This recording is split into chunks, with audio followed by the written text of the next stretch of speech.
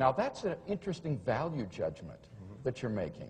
And I'd like to know, on an atheistic, naturalistic worldview, on what basis can you make that value judgment between these two separate societies and cultures? Why do I think a society is better that doesn't have slaves? Yes, why is our set of values which abhor slavery superior to any other cultures which adheres to slavery? Why characterize this as a moral improvement rather than just a difference? Well, it certainly is a difference, and the reason I think it's a moral improvement is that all of us have things to offer, and slavery denies large numbers of people the chance to achieve everything that they have to offer to us. And I happen to think we live in a pluralistic society, and the essence of our society is that everyone gets a chance to contribute. Everyone gets the chance to throw out their ideas. But that wasn't the essence of ancient Hebrew society, right? I mean, oh, no. So why are you imposing our values on them? Oh, I'm not criticizing them for having slaves. That's their society, and that was where, you know, but the point I'm making is that there's no place where it's written in stone, here are the moral values by which we should all live for all time. So you can't really condemn slavery on an atheistic, naturalistic worldview, can you? That's right. No, I do. I do. I think slavery is wrong. I think it's a bad thing. But isn't that just an expression of your own socio-cultural situation that you were born in this? That's right. So it doesn't have any objective sort of validity. No, it comes from our society. That's why I said that all of us, I'll give you an example. Today, right today, we are arguing about whether or not it is moral for the president to have lied about his sexual relationship. We're arguing about that. Is that a moral thing or not? We ourselves, all of us today, the senators, all of us who are voters, we are deciding whether what he did was a moral thing or not. And that's the way morals are created.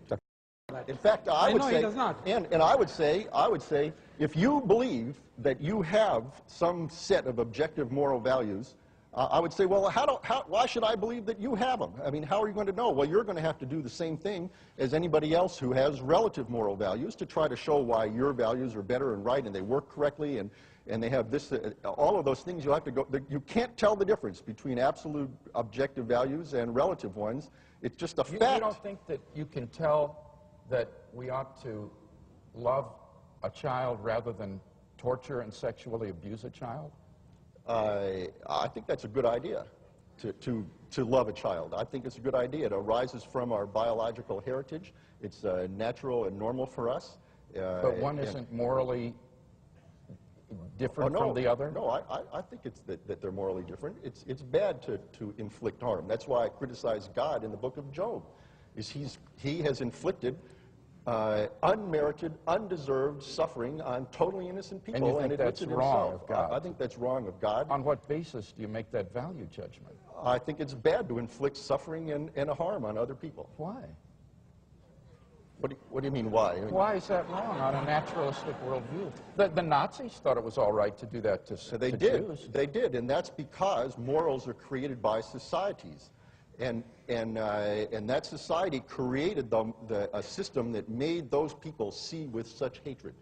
And we have many differences in moral opinions. In some Asian societies, such as in China and Japan, they're much more communitarian-oriented than we are, and we're very individualistically oriented. Well, I mean, do I think that there's some place where it's written, here it is, you're supposed to be individualistic? I don't think so.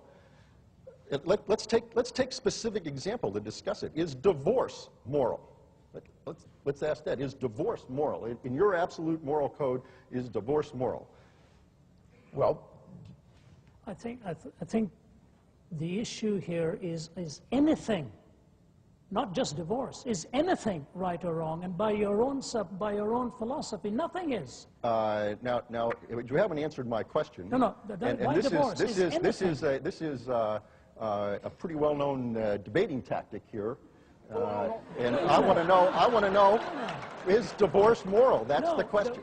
I'll answer that one. That's a yes or no question. Very briefly, the Bible does lay down certain conditions prohibiting divorce and allowing divorce under other conditions. So, I mean, that's just a matter of, you can look in the Gospels and see what Jesus said.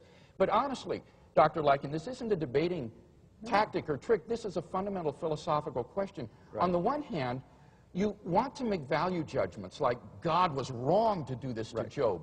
Right. Slavery was abhorrent. We have improved morally over this other culture. Right. The Nazis were wrong. Right. And yet, on the other hand, out of the other side of your mouth, you're affirming moral relativism. You have no transcendent anchor for these values, and hence you're lost in a sea of sociocultural relativism. You were correct in everything you said till you said I was lost. All right. That's why we invited you here. I am...